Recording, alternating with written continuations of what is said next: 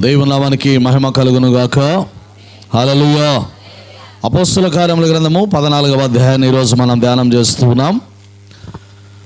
దేవుని మహాకృపను బట్టి భస్మ బుధవారం మొదలుకొని ఈరోజు వరకు జరుగుతున్న కార్యక్రమాలన్నీ దేవుడు తోడుగా ఉండి ఎక్కడ ఎలాంటి ఆటంకాలు, తొందరలు, ఇబ్బందులు లేకుండా దేవుడంతా మరి తన మహిమార్థమై జరిగిస్తున్న విధానాన్ని బట్టి దేవాది దేవునికే సమస్త మహిమ, ఘనత, ఐశ్వర్య, ప్రభావాలు కలుగునుగాక. మరి దేవుని వలన అపోస్తల కార్యముల గ్రంథం మరి గత అధ్యాయంలో అపోస్తలైనటువంటి పౌలు, బర్నబా వీరి ద్వారా మొదటి మిషనరీ ప్రయాణంలో జరిగించిన అద్భుతమైనటువంటి ఘనమైన కార్యాలను మనం ధ్యానిస్తూ ఉన్నాం. ఇక్కడ మరి మొదటి 2 వచనాల్లో మనం గమనిస్తే సమాజ మందిరంలోనికి మరి పౌలు, బర్నబాలు వెళ్ళి తేటగా బోధించినందున అనేకులు విశ్వసించిరి. దేవునికి స్తోత్రం. హల్లెలూయా.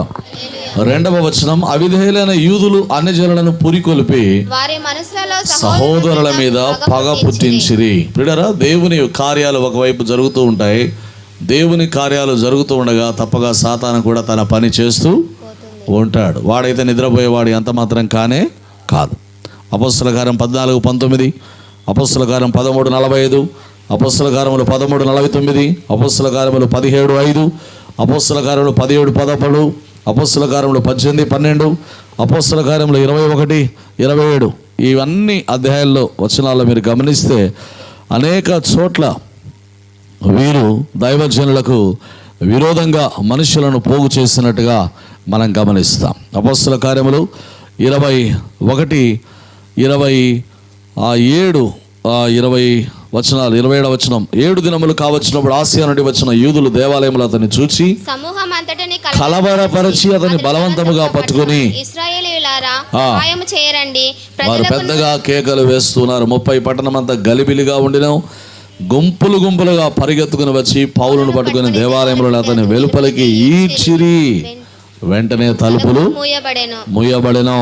ప్రియులారా, ఆది నుండి కూడా యూదులైన వారు దైవ సేవకులను వ్యతిరేకించడం అన్నదాన్ని మనం గమనిస్తాం. మార్క్స్ వార్తలో ప్రభువును ఏ రీతిగా అసూయ చేత వారు పిలాతుకు అప్పగించారో ఇక్కడ అసూయ చేత వారు కార్యాలు జరిగిస్తూ ఉన్నారు. మార్క్స్ వార్త 15:11లో మాకు బరబ్బా కావాలని జనులు కోరుకున్నట్లుగా వీరు ప్రేరేపించినట్టుగా మనం చూస్తాం. తెస్సలోనికీయులకు రాసిన మొదటి పత్రిక 2:15-16లో పౌలు భక్తుడు ఏమంటున్నాడంటే, తెస్సలోనికీయులకు రాసిన మొదటి పత్రిక 2:15-16, ఆ యూదులు తమ పాపములను ఎల్లప్పుడూ సంపూర్తి చేయుటకై ప్రభువైన యేసును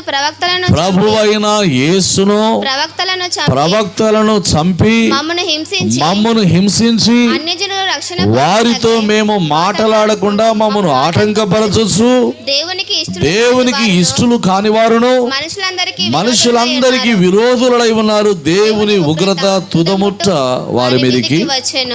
వీరందరూ మనుషులకు విరోధులుగా ఉన్నారంట. దేవుని వాక్యం ప్రజల యొద్దకు వెళ్ళకుండానట్టుగా గొప్ప ఆటంకంగా వీరు ఉంటూ ఉన్నారట. దేవుని వలన రాజులు మొదటి గ్రంథం 21:25లో యెజబేలు ప్రేరేపణ చేత మరి దైవజనులకు వ్యతిరేకంగా పనిచేసిన ఆహాబు వలె యూదులు ప్రవర్తిస్తూ ఉన్నారు. ప్రభువైన క్రీస్తు అన్నాడు మత్తయి సువార్త 10:34 వచనంలో, నేను భూమి మీదికి సమాధానం పంపవచ్చునని తలంచుకుడి, ఖడ్గమునే గాని సమాధానమును పంపుటకు నేను రాలేదు అన్నాడు ప్రభు. ప్రియమైన వలన ఖడ్గం ఏం చేస్తుందంటే దట్ సపరేట్స్. మీ ఇంట్లో కూరగాయలు కట్ చేస్తూ ఉంటారు. కూరగాయలు ఏం చేస్తూ ఉంటాయంటే కట్ చేసే ఈ కత్తి పని ఏంటంటే సపరేట్ చేయడం. అంటే చెడిపోయిన భాగం ఉందనుకోండి, దాన్ని ఏం చేస్తుంది కత్తి సపరేట్ చేస్తుంది. బాగున్న దాన్ని ఒకవైపు, మరొక దాన్ని. కత్తి పని అదే. ప్రభు అంటున్నాడు నేను ఖడ్గాన్ని పంపడానికి వచ్చానంటున్నాడు. That separates. ప్రభు అయిన క్రీస్తు లోకములో నుండి మనల్ని వేరు చేయడానికి, సపరేట్ చేయడానికి వచ్చాడు. యూదులు మరి వ్యతిరేకంగా ప్రభువుకు మరి ఆయన శిష్యులకు కార్యాలు జరిగించేవారుగా మనం చూస్తున్నాం. మత్తయి సువార్త 23:15లో అంటున్నాడు, అయ్యో వేషధారులైన శాస్త్రులారా, పరిసయ్యులారా, ఒకని మీ మతములో కలుపుకున్నట్టుకు మీరు సముద్రమును భూమిని చుట్టువచ్చేందుకు అతడు కలిసి నడపడతానే మీకంటే 2 అంతలు నరకపాత్రునిగా. వారితో ఎవరైనా సమ్మతిస్తే వారిని బాగా చూసుకుంటారు, లేకపోతే నానా రకాలుగా ఇబ్బందులు కలిగించేవారుగా ఉంటూ ఉన్నారు. అయితే జ్ఞాపకం చేసుకుందాం, తిమోతి పత్రిక 2వ పత్రికలో 3:11లో పౌలు జ్ఞాపకం చేస్తున్నాడు ఈ మాట. 2 తిమోతి 3:11 అంతియొకయ ఈకొనియ లుస్త్రాన పట్టణములలో నాకు కలిగినట్టి హింసలు ఉపద్రవములు తెలుసుకొనిన వాడవై నన్ను వెంబడించితివి, సహించితిని గాని వాటన్నిటిలో నుండి ప్రభు నన్ను తప్పించెను. హల్లెలూయా. ఇలా దేవుని సేవకులు అనేక చోట్ల హింసలను ఎదుర్కొన్నారు, కానీ దేవుడు వారికి తోడై ఉండి దేవుడు వారిని తప్పించాడు. 3వ వచనం, కాబట్టి వారు ప్రభువును ఆనుకొని ధైర్యంగా మాట్లాడుచు అక్కడ బహుకాలము గడిపిరి. ప్రభు వారి చేత సూచక్రియల అద్భుతాలు చేయించి కృపావాక్యమునకు సాక్ష్యం ఇప్పించుచుండెను. ప్రియులారా, వాక్యానికి సాక్ష్యం ఉండేలా దేవుడు సూచక్రియలు చేస్తాడు. ఈ దినాల్లో వాక్యం కంటే సూచక్రియలకు ఇంపార్టెన్స్ ఎక్కువైపోయింది.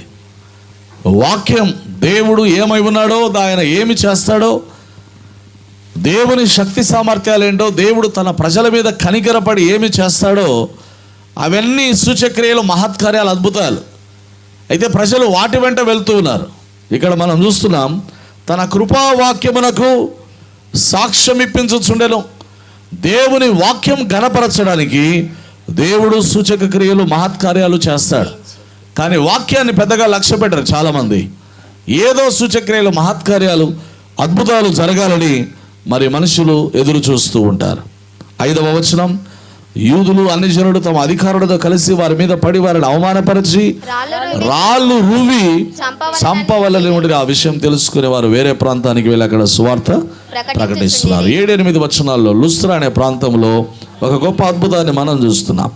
బలహీన పాదములు గల ఒకడు ఉండెను, పుట్టినది మొదలుకొని కుంటివాడై నడవలేక కూర్చుండి ఉండేవాడు. పౌలు మాట్లాడటం వినను. పౌలు అతని వైపు తేరి చూచి విశ్వాసముండెనని గ్రహించి అనేకమైన వాక్యాలు విన్నాడు. ఈ వ్యక్తి, లుస్త్రలో ఉన్నటువంటి ఈ వ్యక్తి బలహీన పాదాలు గలవాడు, పుట్టుకతో కుంటివాడు. కానీ స్వస్థత పొందడానికి ఏముందంటే ఈ వ్యక్తికి విశ్వాసము ఉన్నది. హల్లెలూయా. దేవాలయానికి వెళ్ళినప్పుడు ఇలాంటి వ్యక్తి కనపడినప్పుడు పేతురు వాళ్ళు ఏమంటారంటే, మా తట్టు తేరి చూడుము అన్నారు. వాళ్ళు ఏమంటున్నారు? మా తట్టు తేరి చూడుము. ప్రభువైన క్రీస్తు మత్తయి సువార్త 8వ అధ్యాయంలో, ఇశ్రాయేలులో ఎవరికైనా నేనింత విశ్వాసం అన్నట్టు చూడలేదని నిశ్చయముగా మీతో చెప్పుచున్నాను. మత్తయి సువార్త 9లో అంటున్నాడు, కుమారి ధైర్యముగా ఉండుము, నీ విశ్వాసము నిన్ను బాగుపరచెను. మత్తయి 9:28, ఇది నేను చేయగలని మీరు నమ్ముచున్నారా అని గుడ్డివారిని అడుగుతున్నారు. వారు అంటున్నారు, నమ్ముచున్నాం ప్రభువా, మీ నమ్మిక చొప్పున మీకు కలుగునుగాక, మీ నమ్మిక చొప్పున మీకు కలుగునుగాక. ప్రియులారా, అనేక సార్లు మన వర్తమానాలు వినవచ్చు, ఎంతోమంది దైవ సేవకుల దగ్గరికి మనం వెళ్ళవచ్చు, కానీ విన్న వాక్యం విషయమై దేవుని పట్ల నీకు నమ్మకం కలగకపోతే చాలాసార్లు మనం మేలు పొందుకోలేం. మత్తయి సువార్త 13:58 వచనంలో ప్రభు వారి అవిశ్వాసమును బట్టి ఆయన అక్కడ అనేకమైన అద్భుతములు చేయలేదు. దేని బట్టి చేయలేదంట? అవిశ్వాసమును బట్టి. కాబట్టి మన జీవితాల్లో మనం తప్పక దేవుని కృప ఆశీర్వాదాలకు మనం పాత్రలం కావాలంటే ప్రభు అంటున్నాడు, అమ్మా నీ విశ్వాసం గొప్పది, నీవు కోరినట్టు నీకు అవునుగాక. ఆమె కుమార్తె వెంటనే స్వస్థత పొందెను. ప్రియులారా, మరి ఒక ప్రాంతం నుండి వచ్చినటువంటి తల్లి తన బిడ్డ దయ్యం బట్టి బాధపడతా ఉందని ప్రభువును కోరుతూ ఉంటే ప్రభు ఆమెతో సంభాషిస్తున్నాడు. ఇలాంటి మాటలన్నీ అన్న తర్వాత ప్రభు అంటున్నాడు, అమ్మా నీ విశ్వాసము గొప్పది. హల్లెలూయా. మన విశ్వాసం దేవుని ఎదుట గొప్పదిగా మనం కనపరచడం. మార్క్స్ వార్త 1వ అధ్యాయం 41వ వచనంలో ప్రభు అంటున్నాడు, నాకిష్టమే, నీవు శుద్ధుడవు కమ్మో. కుష్ఠరోగిని ఆయన బాగు చేస్తున్నాడు. మరొక వ్యక్తి వచ్చినప్పుడు, కుమారుడా నీ పాపములు క్షమించబడ్డాయి, ఎందుకంటే వారి విశ్వాసమును చూచి. పక్షవాయుతో ఉన్న వారిని మరి 4 స్నేహితులు ఏం చేశారు? తీసుకొని వచ్చారు, కానీ రావడానికి దారి లేకపోతే వాళ్ళు ఏం చేశారంట, ఇంటి పైన కప్పు విప్పి అక్కడ వ్యాధిగ్రస్తుని నేరుగా ప్రభు దగ్గర దించితే ప్రభు వారి విశ్వాసాన్ని చూచి అంటున్నాడు, కుమారుడా నీ పాపములు క్షమించబడ్డాయి. ప్రేమైన వాళ్ళలో మనం కూడా, మనకు తెలిసిన వారు, మన బంధుమిత్రులు, రక్త సంబంధికులు అస్వస్థ బలహీనతలతో ఉన్నప్పుడు ఈ 4 స్నేహితులు ఏ రీతిగా సహాయపడ్డారో మనం కూడా వారిని ప్రభు దగ్గరికి తీసుకొని రావాలి. ప్రభు దగ్గరికి వారిని మనము నడిపించాలి. ఎప్పుడైతే ప్రభు దగ్గరికి వారిని నడిపిస్తామో వారి జీవితాలు ఆయన ఘనమైన కార్యాలు చేసే దేవుడై ఉన్నాడు. హల్లెలూయా. పౌలు అతని వైపు తేరి చూచి స్వస్థత పొందుటకు అతనికి విశ్వాసమునని గ్రహించేటప్పుడు నీ పాదములు మోపి బిగ్గరగా చెప్పినప్పుడు అతడు గంతులు వేసి నడవసాగెను. హల్లెలూయా. ప్రియులారా, దేవుని సేవకులు మాట మాత్రము పలకగానే దేవుని కార్యాలు అనేకులు అనుభవించారు. యెషయా గ్రంథం 35వ అధ్యాయం 6వ వచనంలో చూస్తున్నాం, కుంటివాడు దుప్పువలే గంతులు వేయును, మూగవాని నాలుక పాడును, అరణ్యములో నీళ్లు ఉబుకును, అడవిలో కాలువలు పారును. కుంటివాడు ఏం చేస్తారంట? దుప్పివలే గంతులు వేస్తారంట. మూగవాడు ఏం చేస్తారంట? నాలుక పాడుతుందంట. అరణ్యములో నీళ్లు, అడవిలో కాలువలు. మన జీవితాలు అడవిలాగా మోడుబారిపోయినా దేవుని ఆశీర్వాదం అనే కాలువలను ఏది కూడా ఆపలేదు. హల్లెలూయా. అందుకే మనం పాడుకుంటాం కదా, జీవనదిని నా హృదయంలో ప్రవహింపచేయి. ప్రభువా, నేను ఎండిపోయిన ఎడారిలాగా ఉన్నాను, నీ ఆశీర్వాదపు కాలువలు నా జీవితంలో ప్రవహింపచేయి. ప్రభువును మనం గోజాడినప్పుడు ఆయన గొప్ప కార్యాలు చేయవాడై ఉన్నాడు. 11-12 వచనాల్లో ఎప్పుడైతే ఈ రీతిగా స్వస్థత జరగడం చూసారో అక్కడ ఉన్న వ్యక్తులందరూ అంటున్నారు, దేవతలు మనుష్య రూపము దాల్చి మన యొద్దకు దిగి వచ్చి ఉన్నారని కేకలు వేసి ద్యుపతి అని పౌలు ముఖ్య ప్రసంగి అయినందున అతనికి హెర్మే అని పేరు పెడుతున్నారు. దేవుని వలన ఎప్పుడైతే అద్భుతాలు, సూచక్రియలు, మహత్కారాలు చూస్తారో ఈ లోకం యొక్క నమ్మకం ఏంటంటే వాళ్ళే దేవుళ్ళు అని భావిస్తారు. ముఖ్యంగా మన భారతదేశంలో చూస్తూ ఉంటాం కదా, ఎంతోమంది సాధులు, సన్యాసులు వాళ్ళే దేవుళ్ళని పూజలు చేస్తూ ఉంటారు. ఈ రీతిగా మనుషుల పరిస్థితి ఎలా ఉంటుందంటే, కాస్త ఏదైనా గొప్ప కనబడితే వెంటనే మనుషుల్ని పట్టుకొని ఏమంటారు? దేవుడు అంటారు. ఎవరంటారు చెప్పండి? ఎప్పటికీ మనిషి దేవుడు కాడు. దేవుడు దేవుడే, మనిషి దేవుడు దేవుడే, మనిషి మనుషులు ఎప్పటికీ దేవుడు నీకు 10,000 సాయం చేశారనో, లేకపోతే నీకేదో ఇబ్బందులు ఆదుకున్నారనో, లేకపోతే నీకేదో మేలు చేశారనో. ఈ దినాల్లో చాలామంది దైవ సేవకులు దేవుని కంటే ఘనతను ఎక్కువగా కోరుకుంటున్నారు. ఇక్కడ అపోస్తలుడు ఎప్పుడైతే ఈ రీతిగా వారిని చేసి పూజారులు వచ్చి దండలు తీసుకొని వచ్చి ద్వారముల దగ్గర బలి అర్పించడానికి ఎద్దులను తీసుకొని వస్తూ ఉన్నారంట. పౌలు, బర్నబా ఈ విషయం చూచి తమ అంగీలు చింపుకొని సమూహములో చొరబడి అంటున్నారు, అయ్యలారా, మీరెందుకు ఇలాగూ? మేము కూడా మీ స్వభావం వంటి మీరు ఈ వ్యర్థమైన వాటిని విడిచిపెట్టి ఆకాశమును, భూమిని, సముద్రమును, సమస్తమును సృజించిన జీవము గల దేవుని వైపు తిరగవలనని మీకు సువార్త ప్రకటించుచున్నాము. ఆయన గత కాలంలో చాలండి, దేవుని వలన జ్ఞాపకం చేసుకుంటున్నాం. వీరు ఎప్పుడైతే వారిని పూజలు చేయడానికి, వారికి బలి అర్పించడానికి వచ్చారో వాళ్ళ దేవతల పేర్లు పెడుతున్నారు. నిజంగా అంతకుముందు జరిగిన సంఘటన ఏంటంటే, ఆ దేశంలో జరిగినటువంటి ఒక సంఘటన ఏంటంటే, ఈ హెర్మే, ద్యుపతి అనే దేవుళ్ళు భూమి మీదకి వచ్చారంట. వాళ్ళు గ్రీకులు రాసుకునే అనేకమైన స్టోరీస్, లేదా ఒక స్టోరీ నేను చెప్తా ఉన్నాను. ఒకసారి హెర్మే, ద్యుపతి అనే దేవుళ్ళు భూమి మీదకి వచ్చారంట. వచ్చి అందరి ఇళ్ళకి వెళ్ళి ఆ భోజనం అడిగారంట. అందరి ఇళ్ళకి వెళ్ళి భిక్షం ఎత్తుకుంటే ఎవరు కూడా సరిగా పట్టించుకోలేదంట. ఊరవతల ఉన్నటువంటి ఒక పూరి గుడిసెలో ఉన్న భార్యాభర్తలు మాత్రమే వృద్ధులు వాళ్ళని కూర్చోబెట్టి వాళ్ళకి భోజనం పెట్టారంట. అప్పుడు వీళ్ళకి చాలా కోపం వచ్చి ఆ దేశాన్నంతా కూడా అగ్నితో కాల్చేశారంట, ఆ వృద్ధ దంపతుల్ని తప్ప. అట్లా అదే రీతిగా ఇప్పుడు కూడా దేవుళ్ళు దిగి వచ్చారని వీళ్ళేం చేస్తున్నారంటే, పౌలును, బర్నబాను పట్టుకొని వీరే దేవుళ్ళని వాళ్ళకు బలి ఇవ్వడానికి పశువులను తీసుకొని వచ్చి చేస్తూ ఉంటే, పౌలు, బర్నబా ఏం చేస్తున్నారంటే తమ వస్త్రాలు చింపుకొని, అంటే మేము దేవుళ్ళం కాదయ్యా, మీలాంటి శరీరము కలిగిన వాళ్ళమే, దేవుని వాళ్ళ. చూడండి, ఇక్కడ చిన్నది, ఈ దినాల్లో చిన్నది జరిగినా ఘనత వాళ్ళకే ఆపాదించుకుంటున్నారు చాలామంది దైవ సేవకులు కూడా.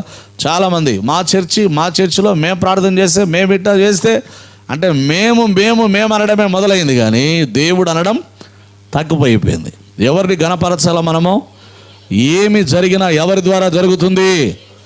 యోసేపు కలలు కన్నప్పుడు, కలల భావం చెప్పినప్పుడు యోసేపు ఏమంటాడంటే, ఇది నా వలన జరగదు, కలల భావం చెప్పిన దేవునికి మాత్రమే సాధ్యం. యోసేపు చెరసాలలో దేవుణ్ణి గణపరిచాడు. హల్లెలూయా. దానియేలును పట్టుకొని నెబుకద్నెజరు కూడా ఇదే రీతిగా సాగిలపడి నమస్కారం చేస్తే దానియేలు అంటాడు, no, I am not worthy to be praised, I am not worthy to be worshipped. ఆరాధించబడడానికి, పూజించబడడానికి నేను యోగ్యుని కాదు. రాజా, నీ కలల భావము చెప్పగలిగిన వారు ఒక్కరే ఉన్నారు, అది దేవుడు తప్ప మరెవరు కానే కాదు. పిల్లరా, కలల భావం గురించి రాజు అడిగినప్పుడు దానియేలు తన స్నేహితులతో ఏమంటాడంటే, దేవుడు మనకి ఇది బయలుపరచున్నట్లుగా మీరు వెళ్ళి ప్రార్థన చేయండి. ఏం చేయాలంట? చాలాసార్లు మనం కూడా కలలు కంటూ ఉంటాం, కొన్నిసార్లు కలలు మర్చిపోతూ ఉంటాం, కొన్ని కలలు గుర్తుంటాయి, అవి మనల్ని బాధపరుస్తాయి, లేదా కొన్ని సంతోషపెడతాయి. వాటి భావం గురించి ఎవరి దగ్గరకో కాదు, ఎవరి దగ్గరికి వెళ్ళాలా? దేవా నాకేదో దర్శనం ఇచ్చావు, దాని అర్థం ఏంటి మాకు తెలియచేయి. దేవుని వలన ఇక్కడ ఘనతను దైవ సేవకులు ఏమాత్రం తీసుకోవడం లేదు. కానీ ఈ దినాల్లో ఇది ఫక్తు వ్యాపారం అయిపోయింది. నీళ్ళ సీసాలు అమ్ముకోవడము, వాటర్ బాటిల్ అమ్ముకోవడము, ఈ నూనె డబ్బాలు అమ్ముకోవడము, ఖర్చీఫులు అమ్ముకోవడము. ఈ మధ్య ఒక ఆయన అంజూర పనులు చేయడం మొదలు పెట్టాడు పోయిన వాళ్ళందరికీ. ఏంది వ్యాపారాలు చేసుకుంటుంటారో ఇదంతా నీ చేతిలో ఉందా? నీ చేతిలో ఉందా? నీ చేతిలో అంటే వరకు 300 ఏళ్ళు బతుకు నువ్వు చేత అయితే ఉందా నీ చేతిలో? ఎవరిది ఇది? ఎవరు జరిగించే కార్యాలు? మరి మనుషులు దేవుని దగ్గరికి వెళ్ళకుండా దైవ సేవకులు don't worship your pastor like a hero. No pastor is a hero. ఎవరు కూడా హీరోస్ కాదు ఇక్కడ. ప్రతి దైవజనుడు దేవుని చేతిలో ఒక పాత్ర. ఈ మైక్ ఉంది, నేను మాట్లాడితే ఈ మైకు ఎలాబరేట్ చేస్తుంది సౌండ్ వాడడానికి ఈ మైక్ పనికి వస్తుంది తప్ప మాట్లాడేది నేను. అదే రీతిగా దేవుడు కార్యాలు చేస్తాడు. నా చేతిలో మైక్ ఎలా ఉందో అదే రీతిగా ప్రతి దైవ సేవకుడు దేవుని చేతిలో ఉన్నాడు. కానీ ఈ దినాల్లో దేవునికి ఇవ్వాల్సిన ఘనత మనుషులు ఏం చేస్తున్నారు? వాళ్ళకి ఆపాదించుకొని మా గుడికి రండి, మేమే ఆత్మతో సత్యంతో ఆరాధిస్తాం. ఈడ చేసేటోళ్ళంతా ఈడేం చేసేటోళ్ళు భజన చేసుకుంటూ కూర్చుంటారు. ఈడ మిగతా వాళ్ళంతా బారకట్టలు ఆడుతున్నారా ఈడికి పోయి? ఏమ్మా మేము వాళ్ళే ఆత్మతో సత్యంతో ఆరాధించేటోళ్ళంతా ఈడ ఆదివారం గుడికి పోయేటోళ్ళంతా బారకట్టలు ఆడేటోళ్ళా? నువ్వు ఈరోజు వచ్చినావు. యాంగ్లికన్ సంఘాలు ఇండియాకు వచ్చి 200 సంవత్సరాలు అయింది. నీవు ఏదైతే ఎస్పీజీ సంఘంలో ఉన్నావో ఈ ఎస్పీజీ సంఘం అనేది ఈ భారతదేశంలో నీకు వచ్చి 250 సంవత్సరాలు అయింది. మరి 250 సంవత్సరాల క్రితం ఈయన చేసిండా? ఈయన ఆత్మతో సత్యం ఆరాధన వీళ్ళ నాయన చేసిండా? ఎవరు చేశాడు? ఎవరిని నడిపించారు? గ్రామస్తులకు ఏమీ తెలియని నిరక్షరాస్యులైనటువంటి పేదల దగ్గరికి వెళ్ళి పూరి గుడిసెల్లో కూర్చొని, అయ్యా ప్రబోజనం ఉందంటే ఒక ఊరిలో పల్లెటూరులో చెంబులు గిన్నెలు తీసుకొని పోయినట్ట ప్రబోజనానికి రండి అంటే. ఇలాంటి వాళ్ళు మన పితరులు.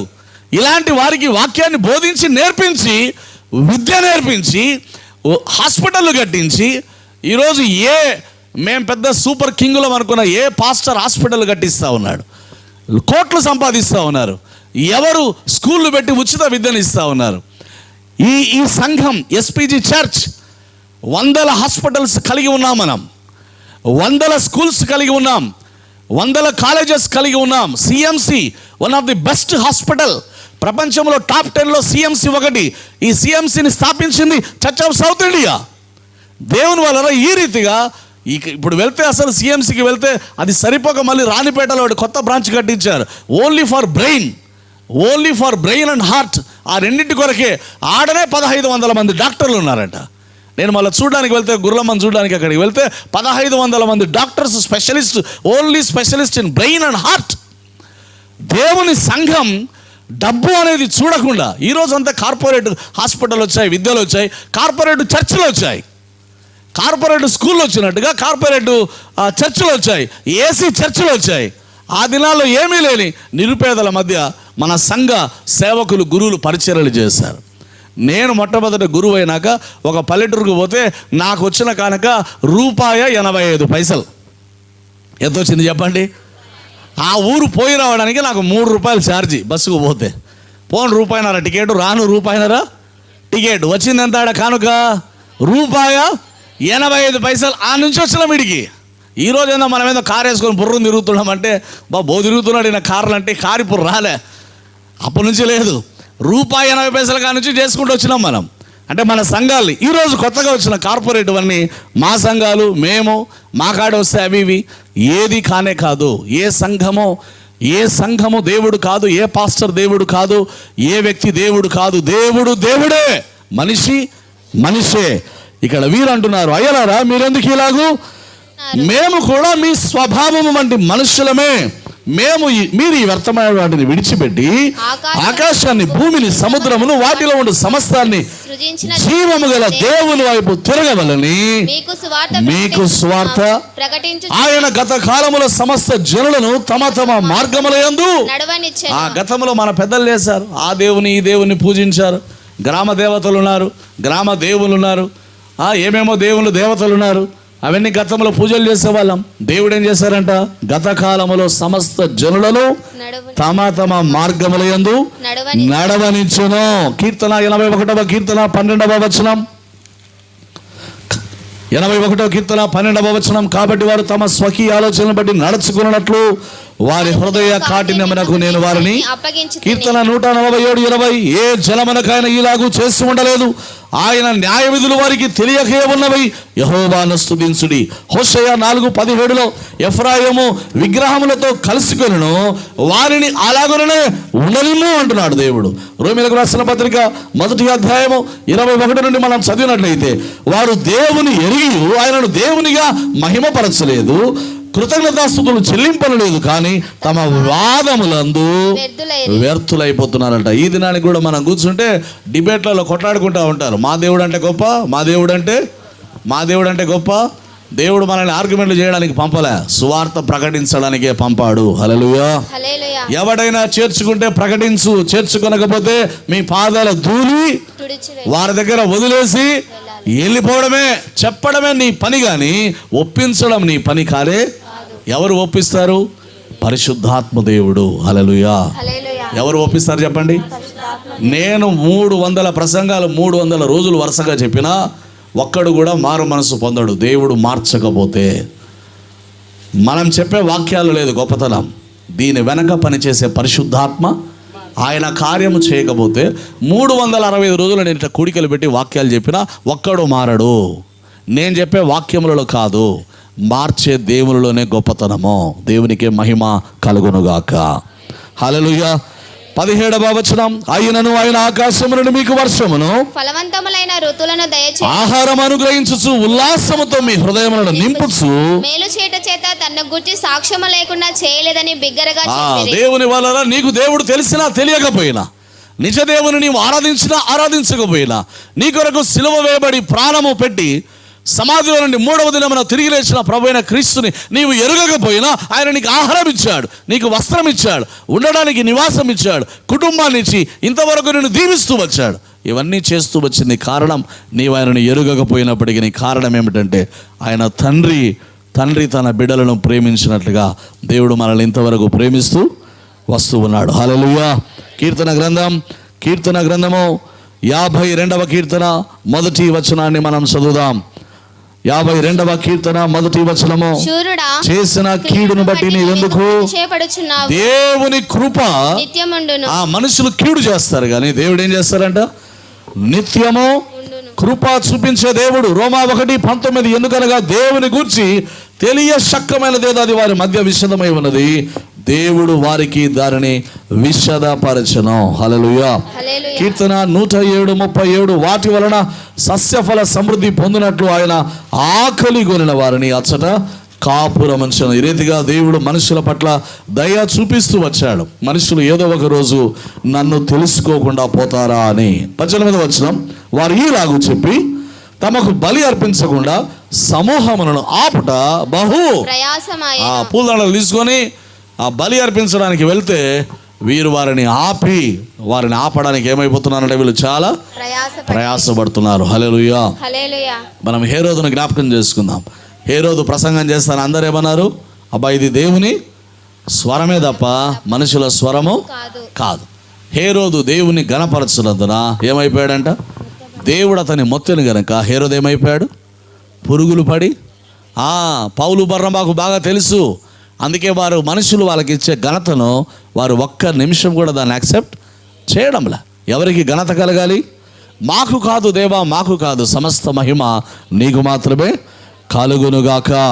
19వ వచనం, ఈ రీతిగా వీరు ఎంత భక్తిగా యథార్థంగా పరిచర్య చేస్తూ ఉంటే సాతాను మాత్రం తన పని తాను బాగు చేసుకుంటూ పోతున్నాడు. 19వ వచనం, అంతియోకయ నుండి ఇకోనియా నుండి యూదులు వచ్చి జన సమూహములను తమ పక్షముగా చేసుకొని పౌలు మీద రాళ్ళు రువ్వి అతడు చనిపోయానని అనుకొని పట్టణము వెలుపలికి అతనిని ఈడ్చిరి. ఏం చేశారంట?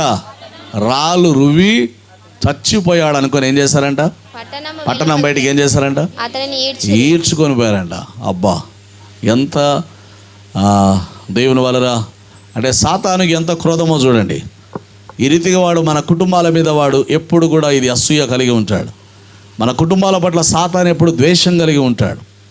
వాడు సమయం దొరికితే చాలు మనల్ని ఏం చేయాలనుకుంటాడు? వాడు రాళ్ళు రువ్వి మనల్ని చంపాలనుకుంటాడు, ఈడ్చుకొని పోవాలనుకుంటాడు. యోబు ప్రశ్న ఇదే, దేవా ఎందుకు నీతిమంతుల కష్టాలు? నీతిమంతులు, భక్తి గలవారు కొన్నిసార్లు హఠాత్తుగా లోకాన్ని విడిచి వెళ్ళిపోతారు. హఠాత్తుగా ప్రార్థనాపరుడు, భక్తిపరుడు సడన్గా చనిపోతూ ఉంటారు. అర్థం కాదు, ఎందుకు పనికి రాకుండా పాపం మంచంలో ఉండి దేవా తీసుకొని ముసలోళ్ళు పాపం అట్టే ఉంటారు కొంతమంది కదా. పోయి అడుగుతూ ఉంటే, ప్రార్థన చేస్తూ ఉంటే ముసలోళ్ళు ఏమంటారు, ఏమనాయనా దేవుడు మమ్మల్ని తీసుకోవడంలే అంటారు కదా. కొంతమంది యవ్వనస్తులు, ప్రార్థనాపరులు, భక్తిపరులు ఉన్నట్టు. కారణం ఏంటంటే సాతాను వాడు మన మీద తీవ్రమైన ద్వేషాన్ని, అసూయను కలిగి ఎప్పుడు రాళ్ళు రువి చంపి మనల్ని ఈడ్చుకొని పోవాలని వాడు కనిపెట్టుకొని ఉండే వాడై ఉంటూ ఉన్నాడు. దేవుని వల్ల ఈ రీతిగా పౌలు ఒక గొప్ప హింస, రాళ్ళతో కొట్టబడడం. ఒకసారి జస్ట్ ఊహించుకోండి, ఇమాజిన్ చేయండి. మనం రోడ్డమ్మడి పోతుంటేనే కాలుకు బొటన వేలకు కాస్త రాయి తగులుతేనే ఎట్లుంటుందండి ప్రాణం? ఏం బాగుంటుందమ్మా? చల్లగా ఐసు చేతిలో పెట్టుకున్నట్టుంటుందా? ఎట్లుంటుంది? మరి రాయి ఇసిరేస్తే ఎట్లుంటుంది? రాళ్ళతో కొట్టబడి ఏమైపోతున్నారు వీరు? రాళ్ళతో కొట్టబడి. కొరింథీయులకు రాసిన మొదటి పత్రిక 4వ అధ్యాయము 11, 12 వచనాలు. ఈ గడియ వరకు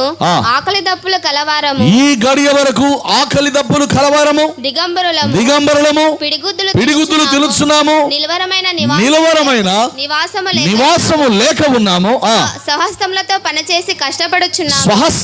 పనిచేసి కష్టపడుచున్నాము, నిందింపబడి దీవించుచున్నాము, హింసింపబడి ఓర్చుకొనుచున్నాము, బతిమాలుకొనుచున్నాము, లోకమునకు మురికిగాను పెంటగాను ఇప్పటి వరకు ఎంచబడి ఉన్నాము.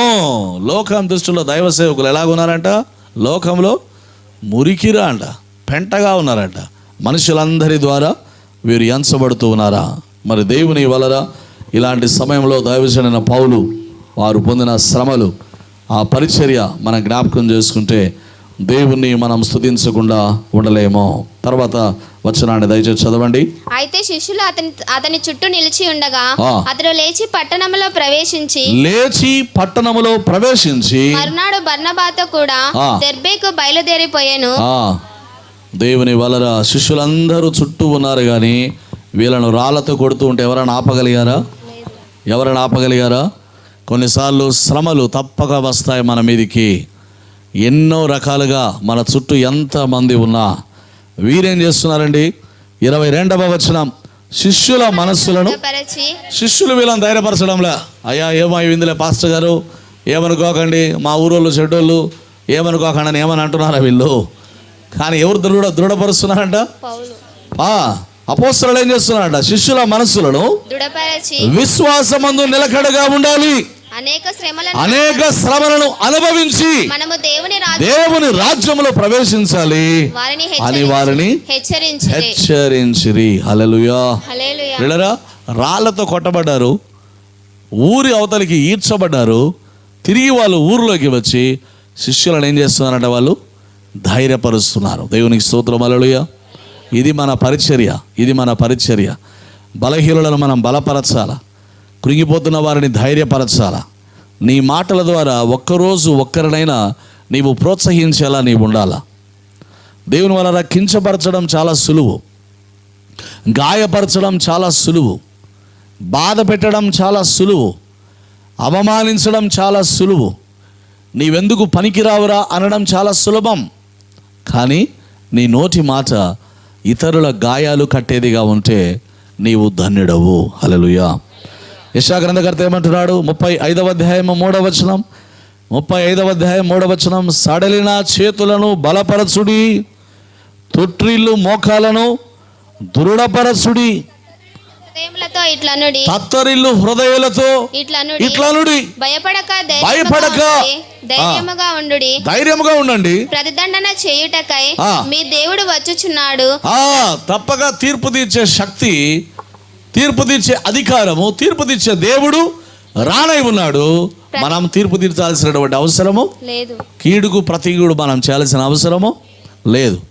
తొట్టిళ్ళు మోకాలను బలపరచాలంట, సడిలిన చేతులను మనం బలపరచాలంట, తత్తరిల్లు హృదయములతో మనం చెప్పాలంట, ధైర్యంగా ఉండండి. హల్లెలూయా, హల్లెలూయా. ప్రభు ఈ పని మనకు అప్పగిస్తున్నాడు. సంఘంగా ఒకరినొకరం ప్రోత్సహించుకోవాలా, ఒకరినొకరు మనం హెచ్చరించుకోవాలా. వాక్యం ఉంటుంది, గద్దించుమో బుద్ధి చెప్పుమో. ఒకరినొకరు గద్దించుకోవాలా. ఒకడు తాగి చెడిపోతున్నాడా, తిరిగి చెడిపోతున్నాడా, జూదాలకు వ్యసనాలకు బానిసలైపోయి చెడిపోతున్నారా, యు నీడ్ టు రెబిక్ దెమ్. నువ్వు గద్దించాలా, బుద్ధి చెప్పాలా. దేవుని వలన ఇక్కడ గద్దించి బుద్ధి చెప్పకపోతే రేపు పరలోకంలో నీవు ఉంటావు. నీవు చూస్తూ ఉండగా నీ పక్కింటోడు రేపు పాతాళములో ఉంటాడు. దాన్ని భరించగలమా? నీ ఇంట్లో ఉన్న వ్యక్తిని గద్దించాలా. ఈరోజు నువ్వు గద్దించకపోతే మన ఇంటిలో ఉన్న బిడ్డలు రేపు పాతాళంలో ఉంటారు, నీవు పరలోకంలో ఉంటావు. అది నీకు సంతోషాన్ని కలిగిస్తుందా? జ్ఞాపకం చేసుకోవాలా. తర్వాత వచనం కొరింథీయులకు రాసిన మొదటి పత్రిక 1వ అధ్యాయము 8వ వచనంలో పౌలు భక్తుడు అంటున్నాడు, మన ప్రభువైన యేసుక్రీస్తు దినమందు మీరు నిరపరాధులై అంతము వరకు ఆయన మిమ్మును దేవుడే మనల్ని స్థిరపరచువాడు. హల్లెలూయా. తెస్సలోనికలకు రాసిన మొదటి పత్రిక 3వ అధ్యాయము 2 నుండి మనము చదివినట్లయితే, ఈ శ్రమల వలన ఎవడు కదలింపబడకుండానట్లు మిమ్మల్ని స్థిరపరచుటకును మిమ్మల్ని హెచ్చరించుటకును మన సహోదరుడు క్రీస్తు సువార్త విషయంలో దేవుని పరిచారకుడైన తిమోతిని పంపితిమి.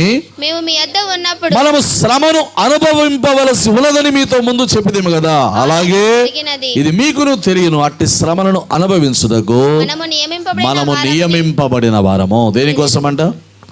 శ్రమలు. ఈ లోకంలో తప్పకుండా శ్రమలు. సువార్త నువ్వు దేవుని కాడికి వస్తే ఇదవుతుంది, దేవుని కాడికి వస్తే అదవుతుంది, దేవుని కాడికి వస్తే ఇదవుతుంది. ఈ తాయిలాలు ఇచ్చేదంతా అబద్ధ సువార్త. ఇది అబద్ధ సువార్త. ప్రభు దగ్గరికి వస్తే మొట్టమొదట జరిగేది నీ పాపాలు తుడిచివేస్తాడు ఆయన, నీకు రక్షణ ఇస్తాడు, తర్వాత నీ భారాలు ఆయన తీసివేస్తాడు. లోకానికి దీన్నే మనం చెప్పాలి, ఉన్నది ఉన్నట్టుగా చెప్పాలి. దేవుని వలన మరి ఇంతకుముందు సిగరెట్ ప్యాకెట్ల మీద చిన్నగా రాసేవాళ్ళు, smoking is injurious to health అని.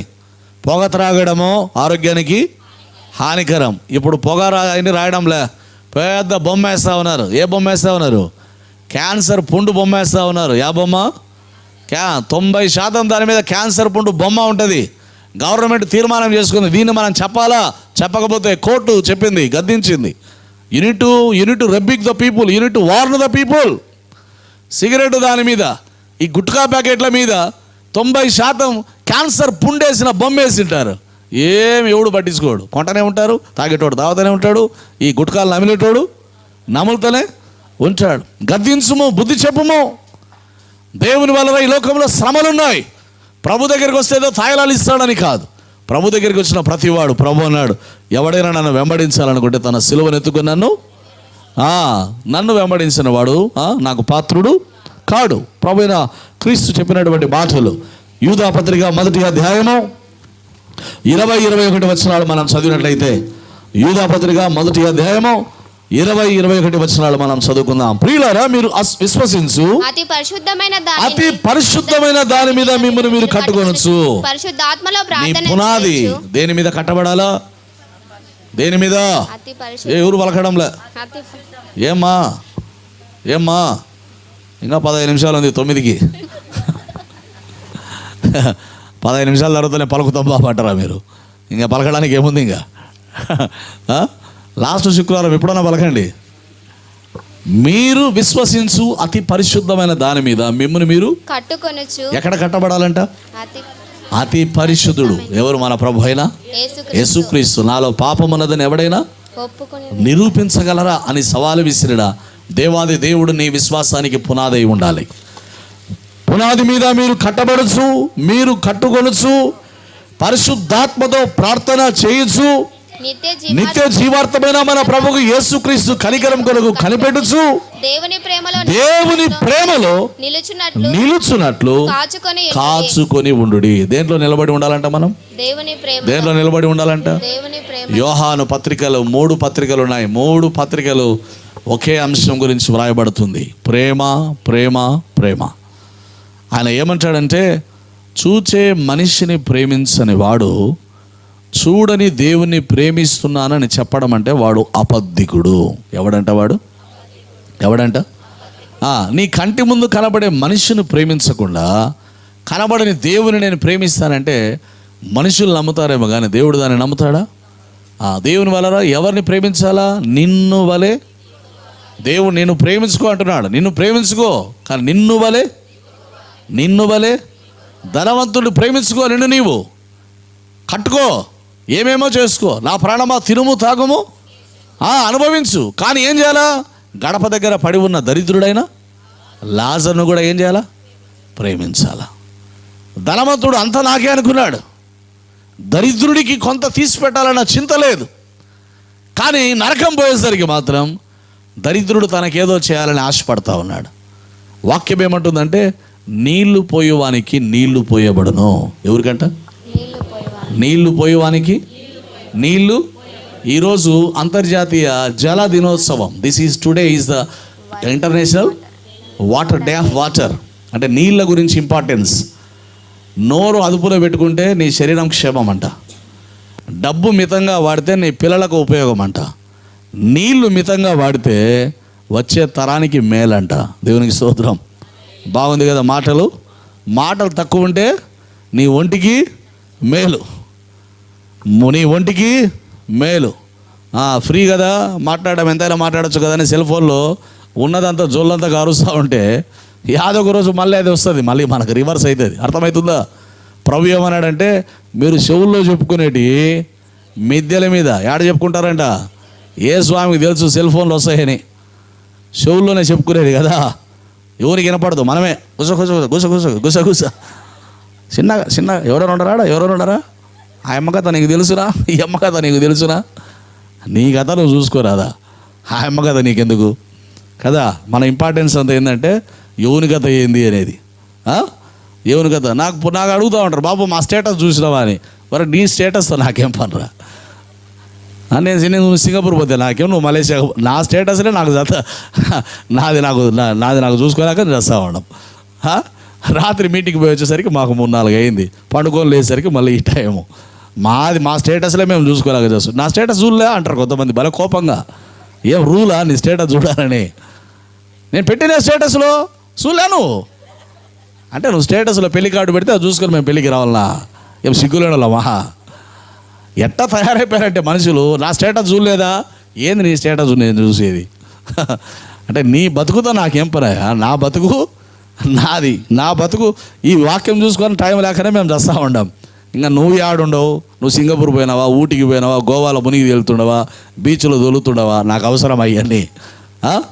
ఇట్లా మనుషులు ఎట్లయిపోయారంటే వాళ్ళ పంచాయతీలు వాళ్ళకి కాబట్టవు. పేతురు అడుగుతాడు యేసుస్వామి దగ్గరికి వచ్చి, పేతురును ప్రభు ఏమంటాడంటే, పీటర్, నువ్వు యవ్వన కాలంలో ఉన్నప్పుడు నీ నడుము నీవు కట్టుకోగలవు, నీకిష్టమైన చోటికి నువ్వు వెళ్తావు. వృద్ధాప్యం అనేది వస్తుంది, నీ నడుము నీవు కట్టుకోలేవు, నీకిష్టము కాని చోటుకు వేరొకడు నిన్ను తీసుకొని పోతాడు. అంతే కదా? పాపం ముసలితనం వచ్చేసరికి మన బట్టలు మనము వేసుకోలేం, ఎవరో సహాయం మనకు చెయ్యాలా. ఈ నుంచి ఆడికి పోవాలంటే కాళ్ళు బాగున్నంత వరకు ఊరంతా తిరుగుతాం. అర్థమవుతుందా? వృద్ధాప్యం వచ్చేసరికి ఇంట్లో నుంచి బయటికి రావాలంటే ఉన్నపానం పోయినట్టు ఉంటుంది. కుర్చీలోంచి లేచి నిలబడడానికే, మళ్ళీ నిలబడినోడు కూర్చోవడానికే పానం పోతుంటుంది. అర్థమవుతుందా? కాబట్టి అంటే పేతురు ఇవన్నీ విన్నాక ఏమంటాడు తెలిసిన? ఇంతకీ యోహాన కథ ఏంది స్వామి అంటాడు. ఏమంటాడు? యోహాన కథ నీకెందుకయ్యా? యోహాన కథ నీకెందుకు? నీ కథ నువ్వు చూసుకోరాదా? ప్రభు ఎలాంటి మరణం పీటర్ పొందబోతాడో దేవుడు తెలియజేస్తున్నాడు. అంటే నీ నడుము కట్టుకొనగలిగినప్పుడే నీవు నా పని చేయగలవు. వృద్ధాప్యానికి వచ్చినాక ఏందో చేస్తామని చాలామంది పాపం కలలు కంటూ ఉంటారు. ఇప్పుడు కాదు అప్పుడు అని. ఏం చేస్తావు? ఈరోజు చేయలేని నీవు రేపు ఏమి చేయాలనుకున్నా అది ఎప్పుడు మొదలు పెట్టాలి? అది ఈరోజే. రేపటి నుంచి నేను చాలా ఎక్సర్సైజ్ చేయాలనుకుంటాడు కొంతమంది. ఏముండదు రేపు. ఎప్పుడు చేయాలా? ఈరోజే. ఎప్పుడు మొదలు పెట్టాలా? ఏదైనా రేపటి కొరకు సిద్ధపాటు అనేది ఈరోజు. పొద్దున్నే దోశలు తినాలంటే ఈరోజు సిద్ధపడాలా? లేసానే దోశలు వస్తాయా? ఇడ్లీలు తినాలంటే లేసానే ఇడ్లీలు వస్తాయమ్మా? చెప్పండి. ఇడ్లీ కావాలంటే ఏం చేయాలా? ముందు రోజు. మరి ఇడ్లీ దోశనే దొరకదు నీ ముఖానికి రాత్రి పండుకుంటే. అర్థమవుతుందా సబ్జెక్టు?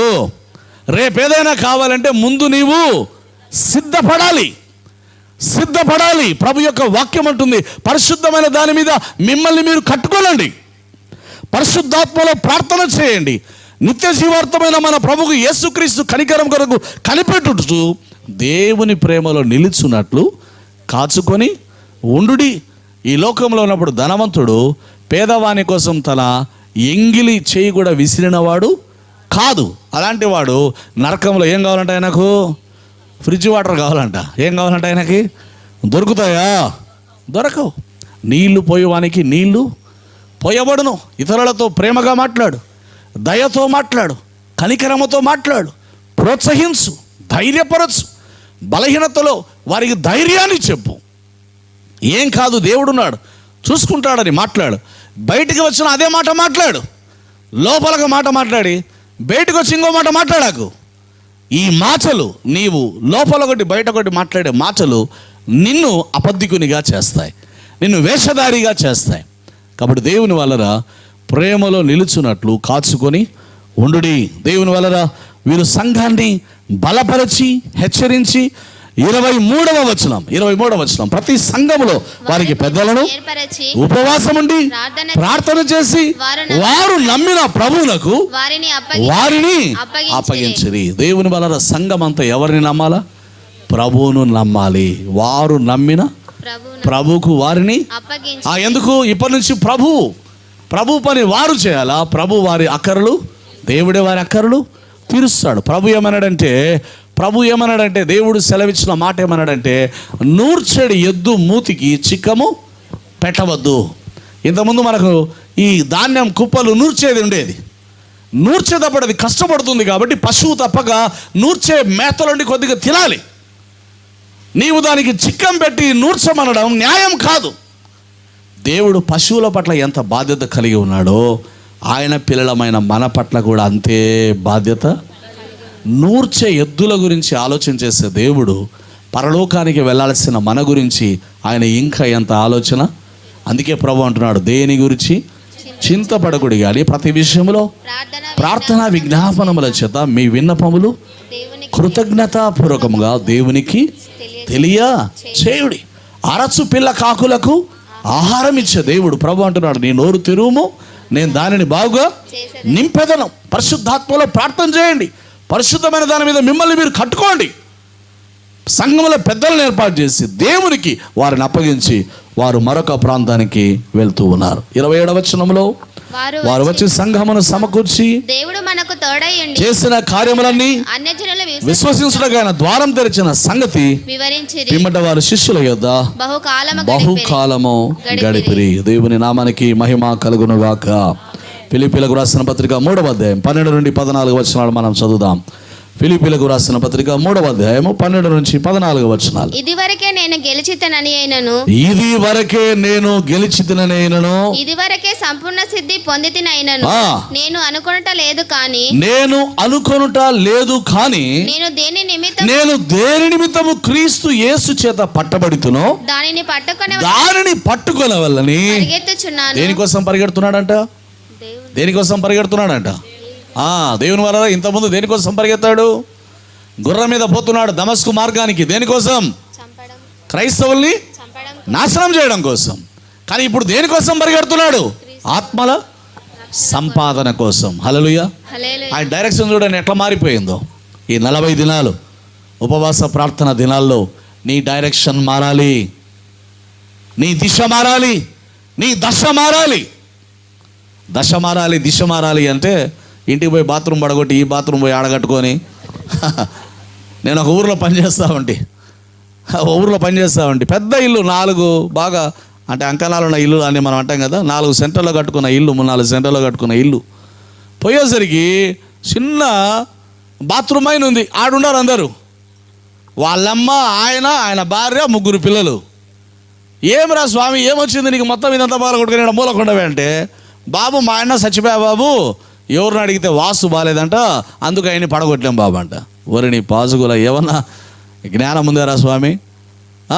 మనుష్యుల యొక్క మరణం అనేది కామన్. అది ఇంకా దానికి మనం ఆపుతామా? ఇంట్లో ఒకడు పోయినని ఇళ్ళంతా పడగొట్టుకొని కూర్చుంటామా చెట్టు కింద? చూడండి ఎట్లుంటుందో. ప్రభు యొక్క వాక్యం ఏమంటుందంటే, నిరీక్షణ లేని ఇతరుల వలె మీరు దుఃఖపడవద్దు.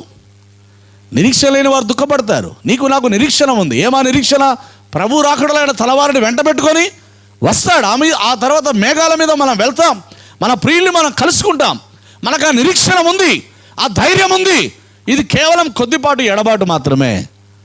కొద్దిపాటు ఎడబాటు మాత్రమే. ఈ ఎడబాటులో నువ్వు ప్రభువుని ఆనుకోవాలి. ప్రభు మీద ధైర్యంతో. అన్నాను విధవరాలు, ఎన్ని ఏళ్ళు ఆమె విధవరాలు, 80 సంవత్సరాలకు పైగా ఆమె విధవరాలు, దేవాలయమును కనిపెట్టుకొని ఉండెను. హల్లెలూయా. ఏం కనిపెట్టుకుని ఉందంట? ఇశ్రాయేలు ఆదరణ కొరకు ఆమె ప్రార్థన చేస్తూ ఉంది. This is called hope. నీ దశ మారాలి అంటే పౌలు యొక్క దిశ మారింది. సంఘాన్ని హింసించడానికి వెళ్ళినటువంటి సౌలు ఎప్పుడైతే పౌలుగా దేవుడు మార్చాడో, అతని కళ్ళ యొక్క అంధత్వం దేవుడు తొలగించాడు. తన బ్రతుకు సంపూర్ణంగా మారిపోయింది. అననీయ అనే ఒక సామాన్యమైన వ్యక్తి వెళ్ళి 2 చేతులు పెట్టి అతని కొరకు ప్రార్థన చేయగా దేవుడు అతనికి నూతన హృదయాన్ని ఇచ్చాడు. దేవుని వాక్యం చే నాటబడిన ఆయన జీవితం, ఆయన బ్రతుకు సంపూర్ణంగా మారిపోయినప్పుడు, ప్రియమైన వాళ్ళరా, ఈ ఒక్క వాక్యం మనం చదివాం, రాళ్లతో కొట్టి ఊరవతలికి ఈడ్చిరి అని. ఆ తర్వాత అనేకమైన వచనాలు ఉన్నాయి. అపొస్తలుల కార్యగ్రంథం మళ్ళీ మీరు చదవండి. ఇంటికి వెళ్ళిన తర్వాత మిగతా అధ్యాయాలు, ఎందుకంటే మనకున్నది ఒక వారమే, మనం దాన్ని పూర్తి చేయాలి. మిగతా అధ్యాయాలు చదవండి. ఒకానొక సమయంలో అయితే ఆయన తీసుకుని వెళ్ళి మరి ఈడ్చి అవతల పడేశారు. ఊరవతల దేని ఈడ్చి పడేస్తాం? ఊరవతలికి మనము దేని ఈడ్చి పడేస్తాం? ఒకసారి ఇమాజిన్ చేసుకోండి. ఊరవతలికి ఏం ఈడ్చుకొని పోతామమ్మా? ఇంట్లో ఉన్న టీవీలో ఈడ్చుకొని పోతాం, బయటికి బీరువాలను ఈడ్చుకొని పోతామా? డైనింగ్ టేబుల్ వద్దు, నాకు సోఫా వద్దు, కుర్చీలు వద్దు, ఫ్యాన్లు వద్దు, అన్నీ ఈడ్చుకొని పోయి బయట పడేస్తారు దిబ్బలో. ఏమి ఈడ్చుకొని పోతారు ఊరవతలికి? చచ్చిపోయిన పశువుల్ని, ఒక చచ్చిన కుక్కలాగా దైవజనుడైన పౌల్ని కొట్టి ఊరవతలికి ఈడ్చుకొని పోతే, లేచి వస్త్రాలు దులుపుకొని దేవుని కొరకు ఈ శ్రమలు భరించడానికి నేను యోగ్యునైనందుకు దేవునికి స్తోత్రం అని చెప్పి తిరిగి దేవుని పనిలో ఆయన వాడబడ్డాడు. దేవుని నామానికి మహిమ కలుగును గాక. హల్లెలూయా, హల్లెలూయా. రాళ్లతో కొట్టబడిన, రంపములతో కోయబడిన, సిలువ వేయబడిన హతసాక్షులుగా మార్చబడడానికి వారు సిద్ధపడ్డారు. కానీ విశ్వాస విషయంలో వారు వెనకడుగు వేసిన వారు. పౌలు అంటున్నాడు, నేను ఇదివరకే పట్టుకొని ఉన్నానని, పొంది ఉన్నానని. ఏమంటున్నాడు? నేను గెలిచి తినను, ఇదివరకే సంపూర్ణ సిద్ధి పొంది తినైనా అనుకోనలేదు, కానీ దేని నిమిత్తం క్రీస్తు యేసు చేత పట్టబడుతునో దానిని పట్టుకొనవలని పరిగెత్తుచున్నాను. హల్లెలూయా. ప్రియులారా, ఆయన దిశ మారిపోయింది. ఆయన దశ, ఆయన పరిస్థితులన్నీ మారిపోయాయి. ఇన్ని రోజులు వాక్యాన్ని ప్రత్యేకంగా మనం ధ్యానిస్తూ వచ్చాం. ప్రార్థనలో మీరు ఇంతవరకు దేవుని వెతికారు, కన్నీళ్లతో దేవుని కృప కొరకు మీరు గోజాడారు. ఈ రాత్రి పౌలు భక్తుని వలె మనం దేని కొరకు పరిగెత్తాలో మనం తెలుసుకోవాలి. లోకములు అనేకం ఉన్నాయి, అనేక వాటి వెంట మనం పరిగెడతాం, కానీ అవన్నీ మనకు దొరికేవి కాదు. డబ్బు వెంట పరిగెత్తవద్దు, డబ్బు నీకు దొరకదు. అది రెక్కలు వచ్చి ధరించుకొని వెళ్ళిపోతుందంట. సామెత గ్రంథకర్త ఏమంటాడు? రెక్కలు వచ్చి ఎగిరిపోతుందంట. డబ్బులు ఏమవుతుందంట? రెక్కలు వచ్చి ఎగిరిపోతుందంట. ఈరోజు నువ్వు కూలి పనికి పోతే 200 వచ్చిందనుకో, ఆ 200 నీ జేబులో ఎన్ని రోజులు ఉంటుంది గ్యారంటీ ఉందా? ఈరోజు నీ చేతిలో ఉన్న 100 రూపాయల నోటు రేపు రాత్రికి బొంబాయి పోయి ఉంటుందో, మహారాష్ట్రకు పోయి ఉంటుందో, తమిళనాడుకు పోయి ఉంటుందో, కేరళకు పోయి ఉంటుందో మనకు తెలియనే. నీ చేతిలో ఉన్న రూపాయికి రెక్కలున్నాయి. కాబట్టి డబ్బు వెంట పరిగెత్తవద్దు, మరొక దాని వెంట పరిగెత్తవద్దు. పరిగెత్తి సంసోను అలసిపోయాడు. దేవుడు ఆయన ఎడబాసాడని తెలియక, ఇంకా దేవుడు ఉన్నాడు అనుకొని నేను ఇంకా ఏమో చేయగలను అనుకున్నాడు. ఏమీ చేయలేకపోయాడు. దేవుని వలన సొలొమోను మహాజ్ఞాని దేవుడిచ్చిన వాటన్నిటిని వదిలిపెట్టి అన్య విగ్రహాల వెంట పరిగెత్తడం ప్రారంభించాడు. చిట్ట చివరికి భ్రష్టత్వములనికి సొలొమోను మహాజ్ఞాని వెళ్ళిపోయాడు. దేని వెంట మనం పరిగెడుతున్నాం? లోకం పరిగెడుతుంది, మనం కూడా పరిగెడతా ఉన్నాం. ఒక్కసారి మనుషులు చేసే ప్రయాణాలు చూస్తే వీళ్ళందరూ యాడికి పోతున్నారు అని అనిపిస్తుంది. యాడికి పోతుంటారో కార్లు బిరబిర బండ్ల మీద ఇండ్ల మీద ఏవని కొద్దోడు 80-90 స్పీడ్ తగ్గకుండా పోతూనే ఎవరైనా ఆగుతున్నారా? ఎవరి ప్రయాణము, ఎవరి పరుగు వారిది. మంచిదే, జీవిత ప్రయాణంలో పరిగెత్తాల్సిందే. అయితే నీ పరుగు ఎక్కడికి? ప్రభు నన్ను దేనికి పట్టుకున్నాడో దాన్ని నేను పట్టుకోవాలని నేను పరిగెత్తుచున్నాను. ఇంకో చోట ఏమంటాడంటే, నేను గురి యొద్దకే పరిగెత్తుచున్నాను. హల్లెలూయా. ఏముండాలి నీకు? గురి ఉండాలి. ఏముండాలి నీకు? గమ్యం. ఒక స్టూడెంట్వా, ఏం సాధించాలో గురి ఉండాలి నీకు, గమ్యం ఉండాలా. ఏం కావాలనుకుంటున్నావు? పిల్లప్పుడు అడుగుతారు, ఏమడుగుతారు? అబ్బా నేను ఎస్ఐని అయితే సార్, ఏమవుతాడంట. ఇంకొకటి, అబ్బా నేను డాక్టర్ని అయితే సార్, ఇంకొకటి నేను లాయర్ అయితే సార్ యాలరా ఎస్ఐ అంటే పిస్టల్ తీసుకొని అందరినీ కలుస్తాడంట వాడు. చిన్నప్పుడు భలే ఉంటాయి, తరగతికి మారిపోతుంటుంది కదా, సినిమాలు చూసినప్పుడల్లా మారిపోతుంటుంది.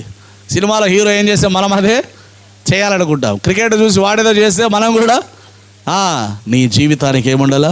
గురి ఉండాలా. నీ జీవితానికి ఏముండాలా? ఎయిమ్లెస్ బర్డ్గా తిరగకూడదు. You should have a aim. నీకు గురి ఉన్నప్పుడు దైవజనుడైన పౌలు అంటున్నాడు, నేను గురి యొద్దకే పరిగెత్తుచున్నాను. కాబట్టి దేవుని సంఘమా, చదవబడినటువంటి అధ్యాయంలో లుస్త్రలో పుట్టుకతో కుంటివాడు, బలహీన పాదాలు గలవాడు, దేవుని నామాన్ని విశ్వసించి పరిపూర్ణంగా బాగయ్యాడు. మనమైతే నా ద్వారానే బాగయ్యారని 1,00,000 పాంప్లెట్లు కొట్టి ఊరంతా పంచుకుంటా తిరుగుతాం, లేకపోతే టీవీలో 100 సార్లు చెప్పిస్తాం. చెప్పు మా గుడికి వచ్చినాకనే నీకు కాళ్ళు వచ్చినాయి, చెప్పు మా గుడికి వచ్చినాకనే నీకు కాళ్ళు వచ్చినాయి. నేను నూనె తీసుకుపోయినా, నూనె డబ్బా నోట్లో పోసుకుంటానే నాకు కానీ కదా. ఈ రీతిగా మనుషులు ప్రచారం వెంట ఆర్భాటాలతో తిరుగుతున్నటువంటి దినాల్లో దైవజనులైన పౌలు ఏ ఒక్క ఘనతను కోరక క్రీస్తు కొరకు దెబ్బలు తిని ఊరవతలికి ఒక చచ్చిన కుక్కలాగా ఈడ్చబడడానికి ఎంతగా తను తాను తగ్గించుకున్నాడు. దేవునికి స్తోత్రం, హల్లెలూయా. మన ప్రభు అయిన క్రీస్తు దేవునితో ఉండుట విడిచిపెట్టకూడని భాగ్యమని ఎంచుకోనలేదు, కానీ దాసుని స్వరూపమును ధరించుకొని సిలువ మరణం పొందినంతగా తన్ను తాను తగ్గించుకొనెను. హల్లెలూయా. కాబట్టి వీరు మనకు మాదిరి. ధన ఘనతల కొరకు ప్రాకుబడి వాటి కొరకు పరిగెడుతున్న వారు మనకు మాదిరి కాదు. మన మాదిరి ఎవరంటే గురి యొద్దకు పరిగెత్తేవారు. దేవునిని దేనికోసం పట్టుకున్నాడు? నీవు దాన్ని సంపాదించుకోవడం. మనం దేవుని యొద్దకు మనము పరిగెత్తవలసిన వారమైనాం. అలాంటి కృప ఈ రాత్రి పరిశుద్ధాత్మ దేవుడు మనందరికీ ప్రసాదించునుగాక. ఆమెన్. అందరూ దయచేసి మోకరించి, వీలైన వారు మోకరించండి, మిగతా వారు దయచేసి తలలు వంచి ప్రార్థనలో ఏకీభవించండి.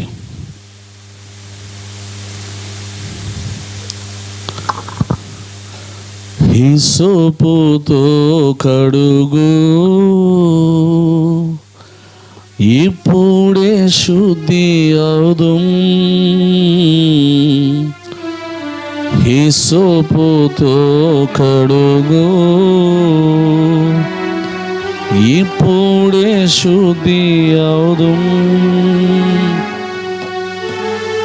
దేవానికి వందనాలు నాయనా. శిలువ రక్తం చేత మమ్మల్ని కడగండి. సమస్త అవమానాలు సహించి భరించి దయగల ప్రభువా, ఘనతలను కొరక అవమానమును సహించి వహించిన శిష్యుల పాదములు కడిగేంతగా నిన్ను నువ్వు తగ్గించుకున్నా. దేవునితో ఉండుట విడిచిపెట్టకూడని భాగ్యమని ఎంచుకొనలేదు, కానీ దాసుని స్వరూపాన్ని మా కొరకు నీవు ధరించుకున్నావు. దేవా నీకు స్తోత్రం. అయ్యా, చంపబడిన పశువులు ఊరి వెలపలకు ఈడ్చబడినట్లుగా నీ ప్రియ బిడ్డలు రాళ్లతో కొట్టబడి ఈడ్చబడ్డారు. కానీ వస్త్రాలు దులుపుకొని ఊరిలోనికి వచ్చి తిరిగి విశ్వాసుల్ని వారు బలపరిచారు. దేవానికి స్తోత్రం. మా జీవితాల్లో తొందరలు ఉన్నాయి, వాటిని బట్టి మేము చూస్తూ కృంగిపోయే వారంగా కాక మేము బలపడి ఇతరులను బలపరచడానికి మాకు సహాయం చేయండి. మేము నిలబడి ఇతరులను నిలబెట్టడానికి మాకు సహాయం చేయండి. అయా, మేము శక్తిని పొందుకొని ఇతరులకు శక్తిని అందించడానికి, మేము బలము పొందుకొని ఇతరులను బలపరచడానికి ప్రోత్సహించే మాటలు మా నాలుక మీద పోయుము నాయన. దయాపూర్వక మాటలతో మమ్మల్ని నింపండి. మా నాలుకల క్రింద ఉన్న సర్ప విషయాన్ని తీసివేయండి. నిరర్గలమైన దుష్టత్వంతో నింపబడిన మా నాలుకలను మీరు సరిచేయండి. బలిపీఠపు నిప్పుల చేత మా నాలుకలను, పెదవులను మీరు కాల్చండి దేవా. ఇతరులకు మేలుకరమైన, సంఘానికి దీవెనకరమైన మాటలు పలుకువారముగా ఉండనట్లుగా మాకు నేర్పండి నాయన. యూదులు మత్సరముతో నిండుకొని నీ పిల్లల మీదకి దొమ్మిగా వచ్చారు, రాళ్లతో కొట్టారు, కొరడాలతో కొట్టారు. తండ్రి నీకు స్తోత్రం. నీ సేవకులు సమస్తాన్ని భరించారు. అయ్యా, సిలువలో సమస్తాన్ని భరించిన నిన్ను మేము మాదిరిగా ఉంచుకోవడానికి మాకు సహాయం చేయండి. అపోస్తలులు నిన్ను ఏ రీతిగా మాదిరిగా ఉంచుకొని గురి యొద్దకు వారు పరిగెత్తారు, ఆ రీతిగా పరిగెత్తడానికి మాకు సహాయం చేయండి. తండ్రి, మమ్మల్ని కటాక్షించండి, మీరే మమ్మల్ని బలపరచండి. సమస్తమైన మేలులకై మీకు అనేకమైన వందనాలు. యేసు నామమున ప్రార్థిస్తున్నాము తండ్రి. ఆమేన్.